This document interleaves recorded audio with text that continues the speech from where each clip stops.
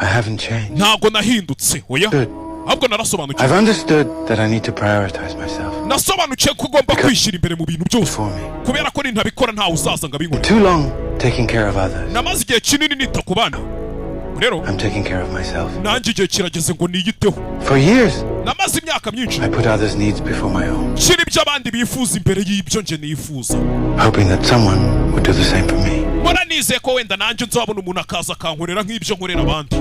But ariko the reality is, kuri ni if I don't take care of myself, ntitaho njye ubwanjye nobody else will. nta wundi muntu uzaza ngo abinkorere.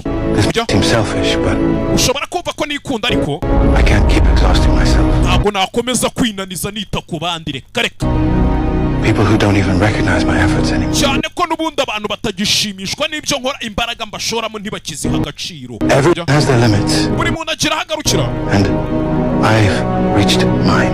rero njyewe nageze aho ngarukira. It's time for me to reevaluate my priorities. nicyo gihe ngo nanjye ntangire nita ku byanjye ibyo nifuza. Well-being at the top of the list. nicyo gihe ngo nanjye nishyire kuri lisite y'abantu ngomba gufasha, njye ku mwanya wa mbere mbanze nikemurira ibyanjye. For me, I'll probably be rediscovering what truly makes me happy. ndabizi ubu ushobora kuba uzi ngo ni igiki kinshimisha kandi ukuri ni It's about me time. ubu nanjye ngeze mu gihe cyanjye To be the king. nicyo gihe ngo nanjye mba umutsinzi, mba umuntu uhangana nkatsinda.